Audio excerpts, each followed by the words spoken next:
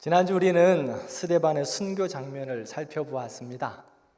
그의 순교 장면을 살펴보면서 하나님의 영광을 보는 믿음이 무엇인지 함께 말씀을 나누었습니다. 돌에 맞아 죽어가는 순간에도 스데반은 하늘이 열리고 하나님의 영광과 예수 그리스도께서 하나님 우편에 서신 것을 보는 은혜를 누렸습니다. 그는 억울함보다 용서와 사랑을 택했고 죽음 앞에서도 살아있는 건건한 믿음의 본을 보여주었습니다. 그의 죽음은 초대교회에는 충격이었습니다. 그런데 거기서 끝나지 않았습니다. 오히려 스데반의 죽음은 복음의 씨앗이 되어 교회를 박해하던 사울을 통해 땅끝까지 이르러 복음을 전하는 시작이 되었습니다.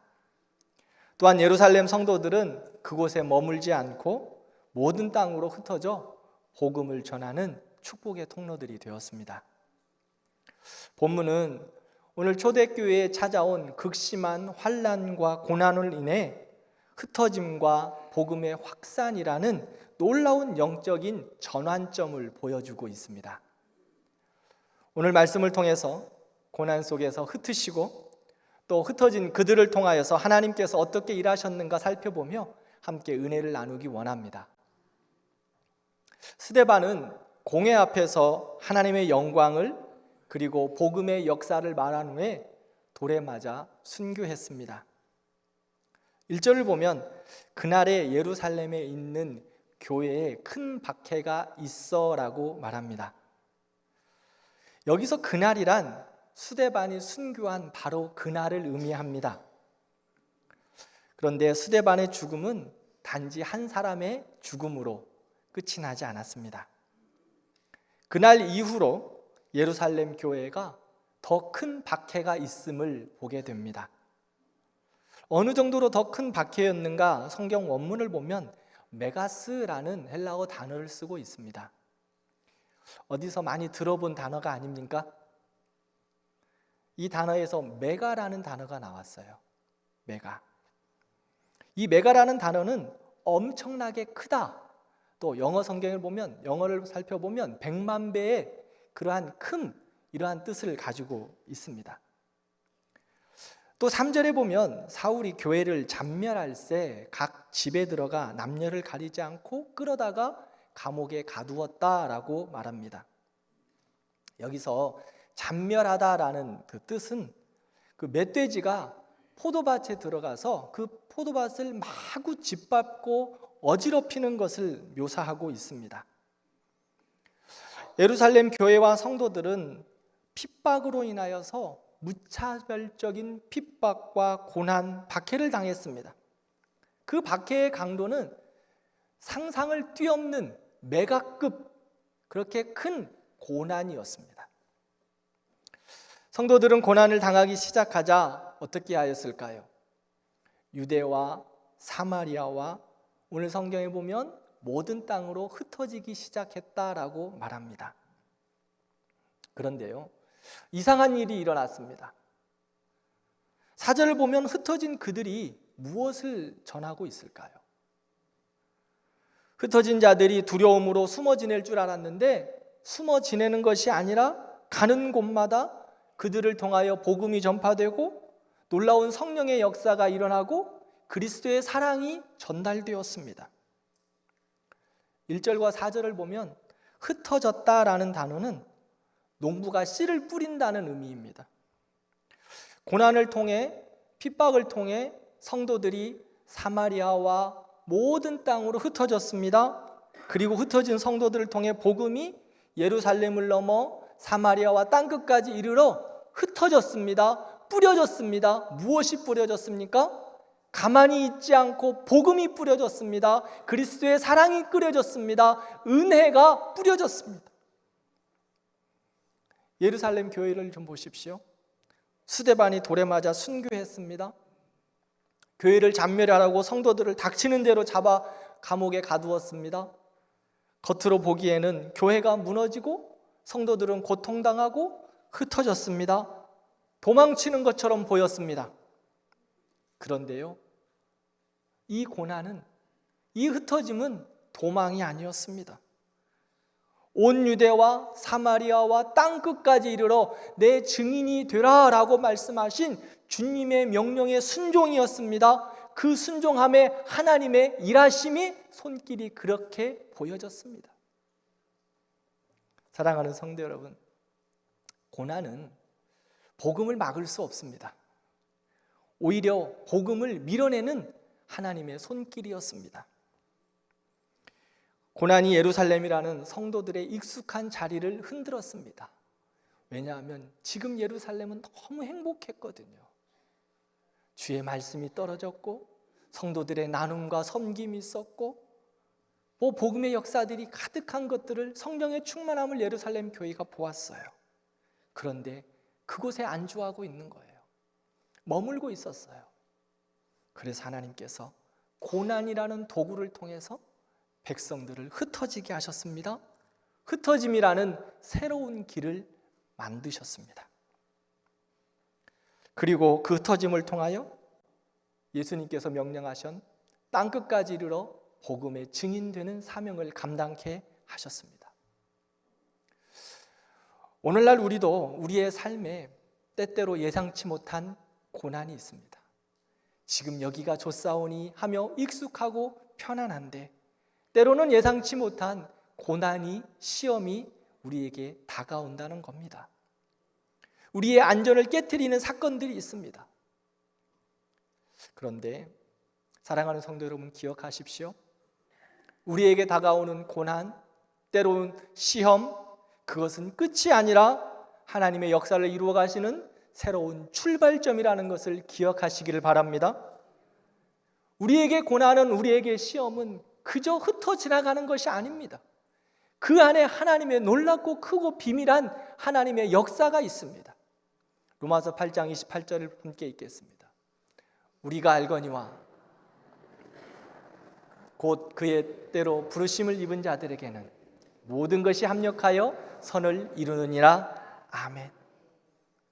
합력하여 선을 이루게 하시는 하나님께서 우리를 새롭게 하시기 위하여, 우리를 더욱더 든든하게 하시기 위하여, 더욱더 믿음으로 살게 하시기 위하여 때로는 시험과 어려움에 몰아넣으실 때도 있다는 것을 기억하시기 바랍니다. 그러나 그것이 우리에게 고난으로 끝나는 것이 아니라 합력하여 선을 이루시는 하나님의 놀랍고 크고 비밀한 일이 그 안에 있다는 것을 꼭 기억하시고 믿음으로 반응하고 믿음으로 순종하는 우리들이 되기를 바랍니다.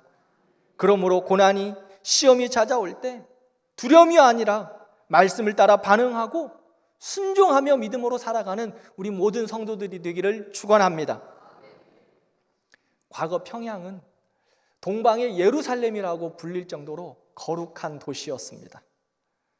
주일이면 상점들이 다 문을 닫고 예수 안 믿는 사람들도 문을 열어놓을 수가 없었어요. 왜? 문을 열어봤자 손님이 없기 때문에.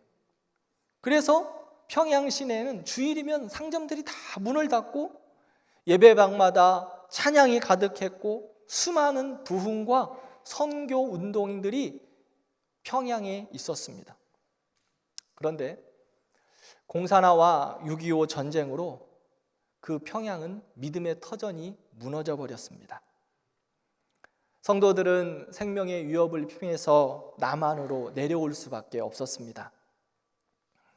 피난의 길은 눈물이었고 고통이었습니다. 그런데 하나님은 그 고난의 길 가운데, 눈물의 길 가운데 하나님께서 일하셨습니다. 피난 내려온 성도들은 낯선 땅, 새로운 삶의 자리에서 어떻게 살았을까요? 복음을 붙들고 살았습니다. 그곳에서 다시 교회를 세우고 하나님의 영광을 위해서 살며 복음을 전하기 시작합니다. 서울의 중심부부터 시작해서 농촌, 어촌, 이북 사람들이 흩어진 곳곳마다 특별한 일이 있었습니다. 그것은 교회를 세우는 것이었습니다. 이북에 흩어진 성도들은 복음의 씨앗이 되어 가는 곳마다 교회를 세웠어요. 대표적으로 서울에는 충현교회, 영락교회가 있습니다. 이북 성도들이 가만히 깔고 기도하면서 세운 교회들입니다. 대전에는 대전 제1교회, 부산에는 부산 제1교회, 대구에는 동신교회, 광주에는 양림교회 등 남한 전역의 수많은 교회들이 이북 성도들의 그 기도와 섬김을 통해서 세워졌습니다. 평양 땅의 그 거룩한 도시에 무너짐이 있었지만, 흩어짐이 있었지만, 그 흩어짐이 한국 전역에 흩어져서 복음의 씨앗이 되었고 주의 몸된 교회가 세워졌다는 겁니다.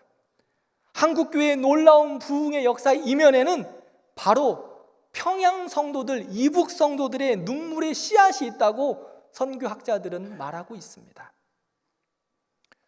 우리는 고난을 피하고 싶습니다.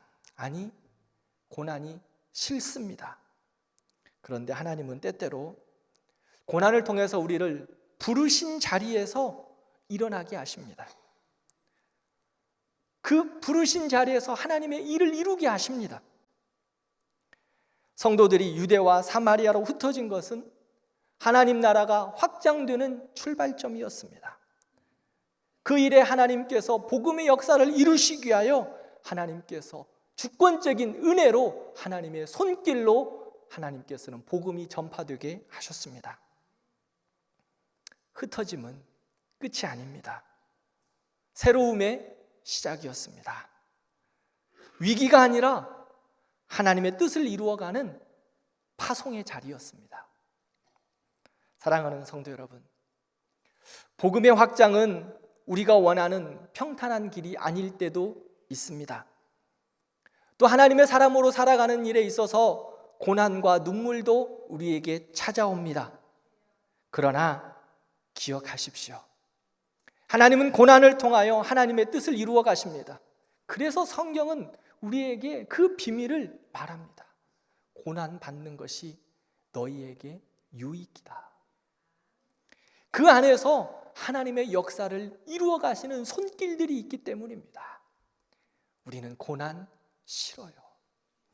좀 피해 갔으면 좋겠습니다. 그러나 사랑하는 성도 여러분, 고난이 때로는 나에게 유익이라는 것을 기억하시고 믿음으로 살아내고 그 복음의 앞에서 그 고난을 은혜로 감당하는 우리 성도들이 되기를 축원합니다.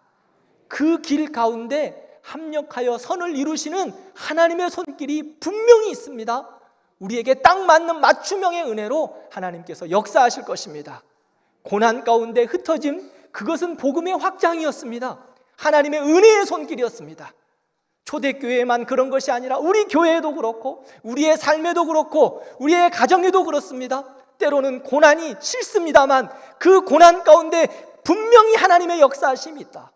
그러므로 그 고난을 믿음으로 반응하는 우리 성도들 되기를 축원합니다. 두 번째는 복음이 있는 곳에 기쁨이 있습니다. 사절을 보면 고난을 통해 모든 땅으로 흩어진 사람들이 두루 다니면서 가는 곳곳마다 복음을 전하기 시작합니다. 그런데요, 모든 땅으로 흩어진 그 사람들은 특별한 교육을 받은 사람들이 아닙니다. 사도들도 아니었습니다. 예수님을 나의 구주, 나의 하나님으로 고백한 그 믿음의 열정을 가진 성도들이 그 사랑과 은혜가 너무 커서 복음을 전하기 시작한 거예요. 그들의 삶은 복음의 통로가 되어서 흩어진 곳곳마다 생명이 심겨졌어요. 흩어진 자들이 가는 그 곳마다 복음의 씨앗이 심겨졌다는 거예요. 그 자리를 떠나서 또 다른 동네로 가면 그 안에 생명이 심겨졌다는 거예요. 사랑하는 성도 여러분, 우리 대광교회도 우리 사랑하는 성도들에게도 이런 은혜가 있기를 바랍니다. 우리 성도들이 앉아 있었던 그 자리에 그리스도의 향기가 솟아나고 우리 성도들이 서 있었던 그 부르신 자리가 그리스도의 그 복음의 역사가 있고 우리 그 성도들이 서 있는 그곳에서 하나님의 나라가 밝히 드러나기를 진심으로 기도합니다. 그래서 우리 성도들이 떠나고 나면 우리 성도들의 그 빈자리에서 예수님을 좀 봤으면 좋겠어요. 우리가 떠나는 자리에서 저 사람이 없음에도 불구하고 예수 그리스도가 남아있구나. 세상은요 참 어렵습니다. 그러나 그 어려운 자리에서 어두운 자리에서 빛을 비춰내는 하나님의 사람들이 필요해요. 그것이 바로 우리가 있어야 할 이유라는 것입니다. 5절을 보면 빌립이 어디로 갔을까요? 빌립은요, 사마리아 성으로 내려갔어요. 사마리아 성으로. 사마리아는 어떤 곳입니까? 사마리아는 유대인들에게 경멸과 멸시의 땅이었습니다. 역사적으로 아수르 포로 이후 혼혈과 우상 숭배로 사마리아는 부정적인 그러한 지역으로 취급받았습니다. 종교적으로는 예루살렘이 아닌 그리심산에서 예배한다고 그들을 이단시했습니다. 사회적으로는 유대인들로부터 혼혈 민족이 되었다고 철저히 배제된 사람들입니다. 아주 짐승처럼 그런 취급을 받았던 사람들이에요. 그래서 유대인들은 사마리아 사람들을 만나면 부정하다고 바로 회개하기 시작했다고 성경은 말합니다. 정통 유대인들의 기도문 중에는 이런 기도문이 있어요. 주님이 다시 오실 때 사마리아인들은 기억하지 마옵소서. 이렇게 싫어했어요. 주님이 다시 오실 때 모든 믿는 사람들이 주를 좀 만나야 되는데 이들하고는 같이 천국 가기도 싫은 거예요. 그래서 유대인들은 이렇게 기도했어요. 주님 오실 때 사마리아인들은 기억하지 마세요. 이렇게 핍박받고 눌림받고 고난받는 사람들이 바로 사마리아 사람들이에요. 인간의 존엄성조차 부정한 채 그렇게 살았던 사람들. 그들의 말은 신뢰받지 못했고 그들의 예배는 인정받지 못했습니다. 그들은 존재 자체가 철저히 외면당한 사람들입니다. 그런데요, 빌립은 지금 어디로 내려갔습니까? 사마리아로 내려갔어요. 인간 취급할 수 없는 그 사람, 그런 곳으로 빌립은 내려갔다고요. 무엇을 들고 내려갔습니까? 복음을 들고. 사랑하는 성도 여러분, 복음은 제한받지 않습니다. 사람들을 가리지 않습니다. 복음이 전해지자 복음의 능력으로 병든 자들이 일어나고 귀신 들린 자들이 자유케 되는 역사가 있습니다. 그뿐만이 아닙니다. 역사적으로, 사회적으로, 종교적으로 어두움과 아픔이 가득한 그 사마리아에 오늘 8절 말씀을 보면 무엇이 임했다고 말합니까? 큰 기쁨이 있더라. 큰 기쁨이 있습니다. 도시 전체가 큰 기쁨이 있었습니다. 빌립이 전한 복음을 통해서 기적이 일어났습니다. 그 기적을 넘어서 사람들이 하나님을 바라보게 됩니다. 도시 전체가 예수 그리스도의 그 복음의 역사로 큰 기쁨을 얻었습니다. 왜 그들이 이렇게 큰 기쁨을 얻었을까요? 단순히 병이 나았거나 귀신이 쫓겨나가서가 아닙니다. 그들에게 외적인 환경의 변화만 있었던 것이 아니라 복음을 통해서 죽음에서 생명으로 옮겨지는 회복의 역사가 있기에 그들에게 큰 기쁨이 임했습니다. 사랑하는 성도 여러분, 복음은요, 인간의 문제를 단순히 해결하는 도구만 아닙니다. 우리의 진정한 죄의 용서함이 있습니다. 인생을 새롭게 하는 하나님의 역사하심이 그 복음 안에 있습니다. 그러므로 복음을 통해서 하나님과의 관계가 회복되고요, 참된 은혜를 경험하고요, 참된 소망을 보기에 세상이 줄 수 없는 진정한 기쁨을 소유하게 되는 겁니다. 사마리아, 눌려있는 동네, 아픈 동네, 인간 취급받지 않는 동네, 그렇지만 그곳에 복음이 임하니까 세상이 줄 수 없고 세상이 알 수 없는 큰 기쁨을 얻게 되었습니다. 사랑하는 성도 여러분, 복음은 과거나 현재나 미래에 동일하게 하나님의 능력입니다. 하나님의 기쁨입니다. 그러므로 복음을 거부하는 세상이지만 우리는 복음을 들고 그 땅에 들어가 어두운 곳을 비춰내야 합니다. 그 안에 기쁨이 임하도록, 하나님의 역사하심이 있도록 그 안에 복음을 들고 전해야 합니다. 세상은요, 캄캄합니다. 참 기쁨이 없습니다. 능력이 없습니다. 그래서 자기 소견에 좋은 대로 살아갑니다. 왜냐하면 그 안에 기쁨이 있을까 싶어서. 갈수록 더 그런 세상이 되어가고 있습니다. 그런데 진정한 기쁨이 그 안에서 일어나지 못합니다. 왜요? 생명이 없기 때문입니다. 그래서 주님은 우리에게 말씀합니다. 사도행전 2장 말씀을 함께 읽겠습니다. 주께서 생명의 길을 내게 보이셨으니 충만하게 하시리로다 하였습니다. 아멘. 주께서 생명의 길을 보이신다고 말씀합니다. 우리 주님 안에 참 생명이 있습니다. 능력이 있습니다. 참된 회복이 있습니다. 은혜가 있습니다.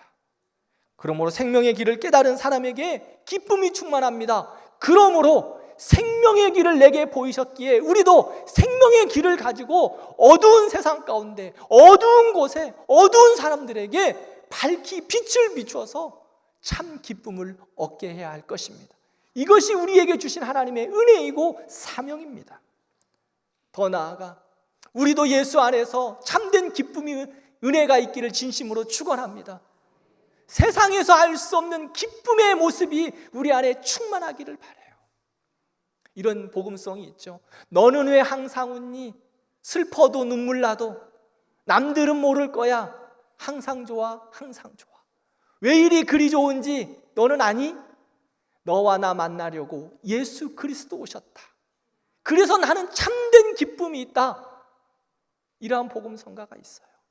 사랑하는 성도 여러분, 여러분들 안에 예수 그리스도의 진정한 은혜가 있기를 바랍니다. 참된 기쁨으로 여러분들이 떠나는 그 자리마다 기쁨의 은혜가 충만하기를 바랍니다. 그래서 세상 사람들이 우리 성도들 보고, 야, 너는 왜 이렇게 기쁘니? 요즘에 기쁨을 잃어버렸잖아요. 사람들이 웃지를 않아요. 미소가 없어요. 야, 그런데요, 제가 그제 우리 바자회 보니까, 야, 이틀 동안 정말 우리 성도님들 수고 많이 하셨거든요. 아니, 이틀이 뭐예요? 한 달 전부터 쑥 두드러 가시고 김치 담그시고 그렇게 고생하시는데도 고생하심에도 불구하고 우리 성도들이 이틀 동안 또 아침 10시부터, 아니 9시부터 나오셔서 준비하시는데, 준비하시는 얼굴이 무슨 얼굴 같았는지 아십니까? 천사의 얼굴들이더라고. 몸은 힘든데 얼굴들은 천사의 얼굴들이더라고. 왜 그랬을까? 우리 안에 복음의 은혜가 있기에, 복음의 역사하심이 있으니까 기쁨이 가득한 거예요. 사랑하는 성도 여러분, 우리 각양 심령마다, 그리고 우리의 가정마다 기쁨을 잃어버린 이 시대 가운데 하나님의 기쁨이 충만하기를 기도합니다. 우리 성도들을 통하여 우리 가정도 기쁘고 우리 교회도 기쁘고 이 나라도 민족도 기쁨의 은혜가 충만하기를 축원합니다. 기쁨의 원천인 예수님이 있으면요, 절망에서 소망으로, 상처는 치유로, 무너짐은 회복으로 하나님께서 역사하여 주실 줄 믿습니다. 세상은 기쁨을 잃어갑니다. 이념과 갈등으로 싸워갑니다. 전쟁합니다. 슬픔과 눈물뿐입니다. 그러나 그 안에 흩어진 자들이 예수 그리스도를 전할 때 예수 그리스도로 인하여, 복음으로 인하여 치유되고 회복되고 하나님의 기쁨이 임할 줄 믿습니다. 대한민국 헌법 10조에는 무엇이 있을까요? 행복 추구권이 있습니다. 그래서 대한민국 국민은 행복을 추구할 권리가 있다고 헌법에 명시되어 있어요. 하나님의 백성들에게는요, 사도행전 2장 28절이 있습니다. 기쁨을 충만하게 가질 권리. 세상에서 말하는 행복한 권리가 아니라 그 이상을 뛰어넘는 생명의 역사가 있는 기쁨의 권리가 우리에게 있어요. 그러므로 세상에 죄악에 짓눌려 있지 말고 하늘의 기쁨으로 충만히 살아가는 우리 성도들 되기를 축원합니다. 세 번째는, 이렇게 기쁨의 삶으로 살아가는 하나님의 사람들은 주님께 매여 있다라고 말씀합니다. 믿음으로 살아가는 거는요, 주님께 묶여 있는 거예요. 복음이 사마리아에 전해졌을 때 그 성 안에 시몬이라는 사람이 있었습니다. 그는 마술로 사람들을 놀라게 했고 낮은 사람들로부터 높은 사람들까지 존경을 받았습니다. 그곳에는 그를 향하여서 큰 자라고 불렀어요. 그런데 그 시몬이 빌립이 전하는 복음을 듣고 세례를 받습니다. 믿음의 길로 돌아섰습니다. 그런데요, 시간이 지나면서 그의 마음 가운데 남아있던 죄의 습성들, 옛 습관들, 욕망들이 다시 꿈틀꿈틀 일어나기 시작합니다. 그래서 시몬은 하나님의 역사하심과 능력을 보면서 그 역사하심과 능력을 자기가 받아서 그 복음을 수단 삼아서 능력을, 명예를 얻고자 했고 돈을 얻고자 했습니다. 14절을 보면 사마리아 사람들이 복음을 듣고 세례를 받았다는 소식을 예루살렘 교회가 들었습니다. 그래서 놀랐고 이 일들이 어떻게 이루어졌을까 하고 베드로와 요한을 사마리아에 파송합니다. 사도들이 사마리아에서 성령 받기를 또한 기도합니다. 그러자 사마리아에 성령의 충만한 역사가 임했습니다. 그런데 시몬이 베드로와 요한이 와서 기도하면 또 성령 충만한 것을 보았던 거예요. 그러자 시몬이 꿈틀꿈틀 자신의 그 욕망과 죄의 습성들이 살아나서 어떻게 이야기합니까? 내가 돈을 이만큼 줄 테니까 베드로에게 이야기해요. 이 능력을 나에게 좀 팔라고. 성령의 임재하심의 그 능력을, 성령의 역사하심을 능력을 돈을 주고 사려고 합니다. 그러자 베드로가 이야기해요. 내가 하나님의 선물을 돈 주고 살 줄로 생각하였으니 내 은과 함께 망할지어다. 세상은요, 돈의 힘으로 될 거라고 생각합니다. 더욱이 지금은 이제 돈이, 물질이 우상이 되어서 더욱 그렇습니다. 돈과 명예와 권력이 힘이 되어서 그것들을 추구하면 모든 것을 이룰 거라고 생각합니다. 그래서 세상은 하나님의 자녀들에게까지도, 아님 심지어 예수님에까지도 돈과 명예와 권력으로 시험하였어요. 누가복음 4장을 보면 예수님께서 금식 기도하시고 공생애를 시작하시려고 하는데 마귀가 와서 시험하죠. 천하만국을 다 보여줍니다. 그리고 나에게 절하면 이 모든 권력과 능력과 물질을 다 너에게 주겠다라고 말합니다.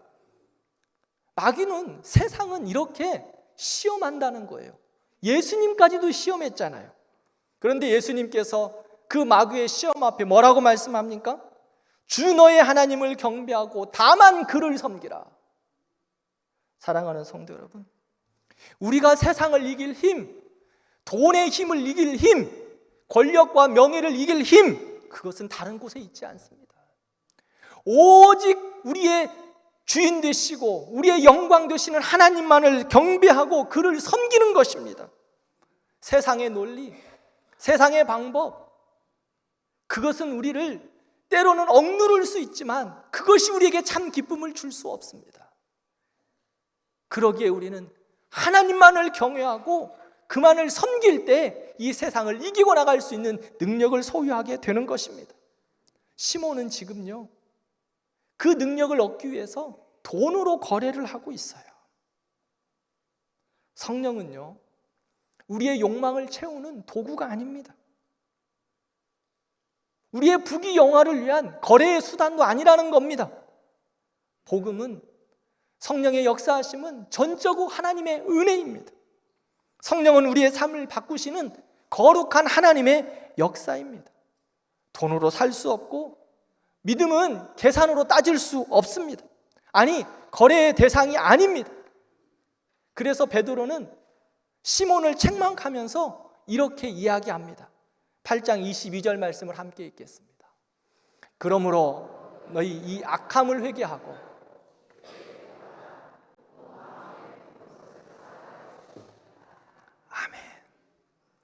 베드로는 세상의 힘, 돈의 힘, 권력의 힘을 추구하고 있는 시몬에게 참된 기쁨의 삶은 그것이 아니라 하나님을 경외하는 삶인데 너는 이것들을 회개하고 주께 기도하라고 말씀합니다. 여기서 주께 기도하다라는 단어는 일반적인 기도를 뜻하는 것이 아닙니다. 여기서 기도하다는 것은 간절히 매이다, 묻기다라는 의미예요. 베드로는 그 시몬에게 이야기합니다. 너는 세상의 힘과 권력과 명예 앞에 따라가는 것들을 회개하고 너의 마음과 삶을 주님께 묶어두라. 주님께 꽁꽁 묶어두라. 그렇게 이야기를 하고 있습니다. 사랑하는 성도 여러분, 이 시대는 참 어렵지요. 복음 안에 기쁨이 있음에도 불구하고 때로는 이렇게 시몬처럼 양다리를 거치고 싶을 마음을 갖고 있는 것이 우리들의 모습이에요. 그런데 주님은 우리에게 말씀해요. 그러한 양다리 이제 정리하고 예수 그리스도께 묶어두라고요. 오직 하나님만 경외하고 그만 섬기라고 말씀하고 있습니다. 복음은 믿음으로 사는 것은 그렇게 십자가 앞에 우리 자신을 묶어두고 사는 겁니다. 나는 죽고요, 나는 없어져도요, 나는 보이지 않아도 괜찮아요. 누구만 보이면 되냐? 예수님만 보이면 돼요. 예수님만 드러나면 돼요. 나는 그래서 나의 삶은, 나의 생각은, 나의 마음은 어디에 묶어두는 거예요? 십자가 앞에 묶어두는 거예요. 예수님께 묶어두고 사는 거예요. 이것이 바로 믿음의 삶이고 흩어진 자들의 삶입니다. 말씀을 맺겠습니다. 수데반의 순교는 예루살렘에 큰 흔적을 주었지만 이어진 박해로 성도들은 흩어졌습니다. 하지만 그 흩어짐은 절망이 아니라 하나님의 역사를 이루시는 하나님의 손길이었습니다. 흩어진 자리마다 복음을 전했고 복음을 받은 그 도시들은 기쁨이 가득했습니다. 또한 빌립은 유대인들이 기피하던 사마리아 땅으로 들어가 복음을 전했습니다. 그곳에서 하나님의 나라가 임하는 놀라운 역사를 경험합니다. 가기 싫은 곳, 고난과 언신의 자리에 들어가 복음을 전할 때 하나님은 그곳 가운데 큰 기쁨의 역사를 이루셨습니다. 온 성에 큰 기쁨이 임했다. 성경은 말합니다. 우리도 하나님께서 부르시는 자리에 나아가는 겁니다. 우리도 하나님이 보내신 곳이 있습니다. 우리를 가정 가운데 부르셨고 대광교회 안에 부르셨고 또 여러분들의 직장 가운데서 부르신 곳입니다. 교회에서 예배를 드릴 때만 우리를 부르신 게 아니라는 거예요. 우리가 서 있는 그곳, 내일부터 또 살아가는 우리의 삶의 터전이 하나님이 우리를 부르신 곳입니다. 그곳에서 복음의 역사가 시작되는 거예요. 부르신 곳에서 그곳이 어두움이 있지만 빛으로 살아내는 거예요. 그리스도의 향기로 살아가는 거예요. 사마리아처럼 어려운 곳입니다. 눌려있는 곳입니다. 아픈 곳입니다. 그러나 하나님이 우리를 그곳에 보내셨기에, 우리를 그 자리에 부르셨기에 그곳에서 하나님을 예배하는 삶을 사고 그리스도께 매인 삶을 살아가서 그곳이 복음의 기쁨이 충만한 곳으로 변화되도록 하나님께서 우리를 사용하여 주실 줄 믿습니다. 사랑하는 성도 여러분, 고난은 복음을 막을 수 없습니다. 복음에는 참된 기쁨이 가득합니다. 그러나 그 복음이 열매 맺기 위해선 우리가 주님께 묶인 자로 살아가는 겁니다. 우리를 보내신 자리에서 묶인 자, 세상에 묶인 자가 아니라, 세상의 방법이 아니라 그리스도께 묶인 자로 살아가는 것, 세상의 논리로 살아가는 것이 아니라 말씀의 논리로 살아가는 것, 세상의 그러한 정치가 아니라 하나님의 마음으로 살아가는 것, 그곳에 복음의 씨앗이 심겨져서 세상이 줄 수 없는 참 기쁨의 역사가 임할 줄 믿습니다. 오늘 또 그 기쁨을 전하는 복음의 통로들, 축복의 통로들 되기를 진심으로 축원합니다.